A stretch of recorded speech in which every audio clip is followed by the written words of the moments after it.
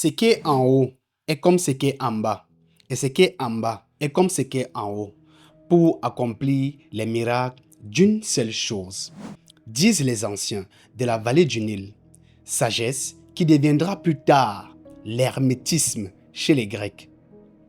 Plus loin, les anciens disent, tout ce qui existe sur le plan physique et métaphysique a eu pour placenta un méta-univers. En d'autres termes, tout ce qui existe dans l'univers visible a d'abord pris forme dans l'univers invisible. Ainsi, le méta-univers est le berceau de tout ce qui existe et de tout ce qui n'existe pas encore. Ce que les anciens nommèrent le Nun. Le Nun, néant primordial, est la matrice de toutes les potentialités, d'où naît toute chose. De fait, l'humanité a préexisté à sa propre apparition. C'est pourquoi les ancêtres primordiaux de la vallée du Nil disent: au commencement n'était pas le Verbe, mais la pensée supérieure. Pourquoi? Parce que le Verbe est la manifestation vibrationnelle de la pensée supérieure ou alors de l'intelligence divine. Et donc, affirment les anciens, je cite, pour matérialiser la création et engendrer toutes les formes de vie, le supérieur a utilisé le Sia et le Hu, c'est-à-dire la connaissance et le verbe. Fin de citation. Pourquoi est-ce que je nous parle de tout cela? Où est-ce que je vais en venir? Comprenons-nous bien. La création de l'œuvre d'un artiste suit le même processus. De fait, le supérieur est un artiste. En ce sens, nous sommes par essence des artistes. Parce que nous faisons partie de lui et lui de nous. Quelle est la pensée? Quel est le but de la pensée derrière l'univers visible? Pourquoi la science de la transmutation de l'âme a pour racine noire? Si la pensée précède toute chose, quel est le rôle premier de l'artiste, donc de nous, dans ce monde visible? Pourquoi la modernité a-t-elle séparé l'art et la spiritualité, alors que dans toutes les traditions anciennes, ils étaient unis? Nous allons tenter de répondre à toutes ces questions en utilisant, bien sûr, les connaissances et le verbe. Sans plus tarder, commençons.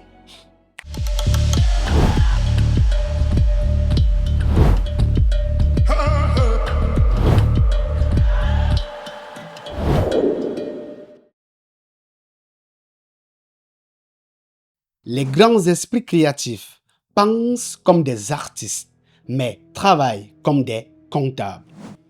Explication. Les plus grandes œuvres naissent d'un équilibre entre une pensée non conventionnée et une régularité dans l'exécution. En ce sens, la pensée créatrice, c'est de l'art. L'art, c'est le reflet du divin dans le visible. Le divin, c'est le sens du sacré. Le sacré, c'est la connaissance de l'invisible et du visible. De fait, l'artiste sert de pont entre l'invisible et le visible. Pourquoi? Parce que être artiste, c'est développer un puits de connaissances. Exemple concret. Les sculptures africaines vont au-delà du réel. Et donc, l'artiste pense au-delà du réel. Ce qui se traduit par une présentification du réel et non la représentation du réel. Ainsi, leurs productions ne sont pas de simples objets d'imitation, mais des messages de l'au-delà vers le monde visible.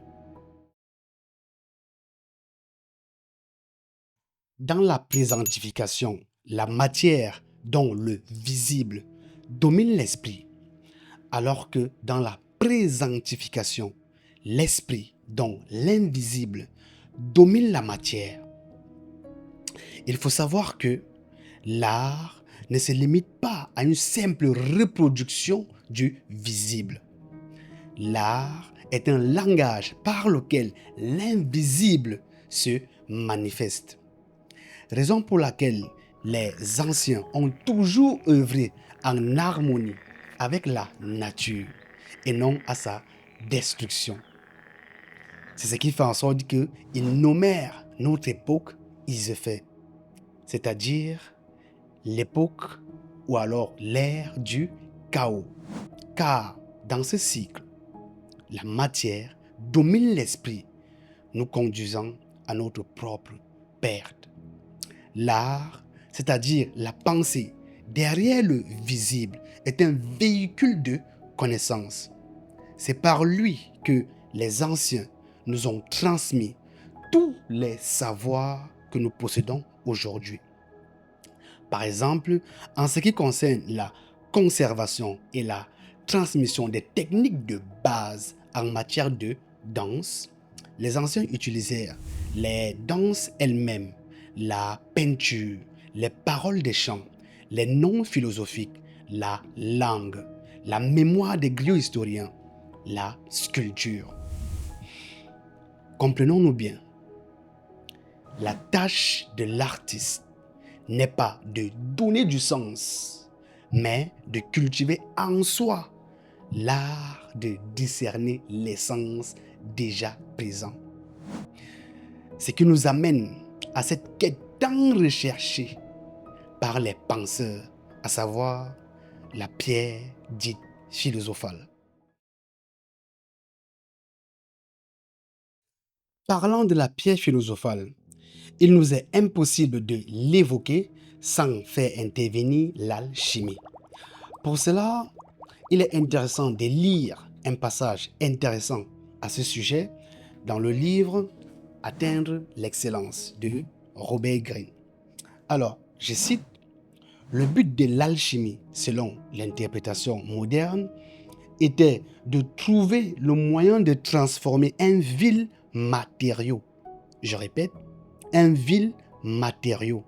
Par exemple, la pierre ou le métal en or. Pour cela, il fallait chercher la pierre dite philosophale, substance qui pouvait donner vie à des matières inertes et changer leur composition chimique en or.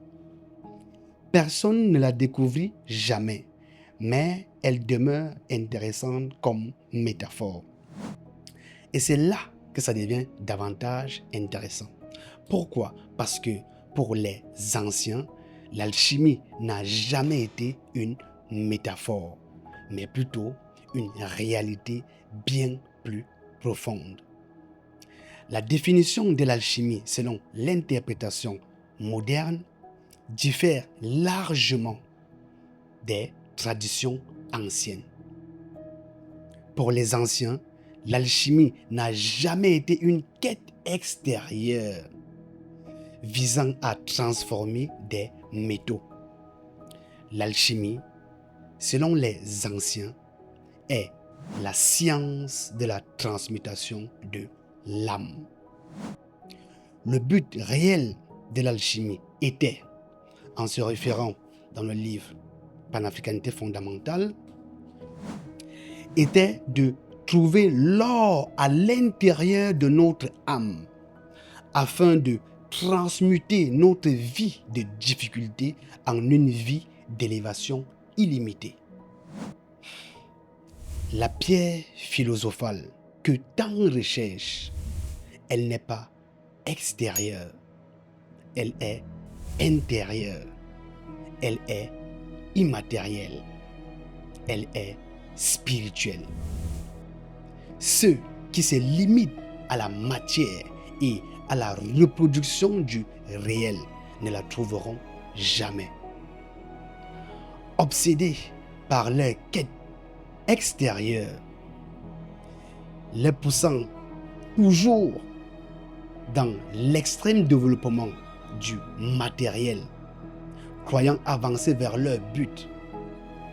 Mais c'est une course infinie qui ne conduit qu'à la destruction. Destruction des vies humaines, destruction de la nature, destruction massive des âmes. Revenons à la définition de l'alchimie et découvrons ensemble ce que ce mot nous cache. Selon les écrits, alchimie proviendrait de l'arabe alchimia. Alchimia, lui-même provenant du grec kémia. Mais poussons la réflexion encore plus loin. Le mot grec kémia provient lui-même du copte kem. Kem, lui-même dérivant du grec kémi, renvoyant à la matrice évoquée de kem ou kémi, signifiant en médouneteur noir. Alors, pourquoi la science de la métaphysique absolue a-t-elle pour racine le terme noir? Pourquoi les peuples noirs, gardiens de la tradition primordiale, auraient-ils toujours préservé leur lien entre l'invisible et le visible au point d'être qualifiés de sauvages animistes? La tradition primordiale aurait-elle toujours été la clé pour transformer l'ère du chaos et donc l'âge de fer dans lequel nous vivons en âge d'or? Le bouleversement mondial auquel nous assistons aujourd'hui dans le monde visible serait-il un message du monde invisible? Et surtout, est-ce un hasard si les sculptures africaines, les danses dites africaines, bref, toute la production artistique africaine est en parfaite connexion avec l'invisible? D'ailleurs, cela donna du renouveau dans tout l'art occidental et paradoxalement diabolisé. Voir ma vidéo sur le fétiche à cet effet. Je me réjouirais de te lire en commentaire concernant toutes ces questions. Pour ma part, il y a déjà une partie de réponse dans cette vidéo et une autre viendra dans une autre vidéo. Mais ce qu'il faut comprendre, c'est que l'esprit qui domine la matière est illimité.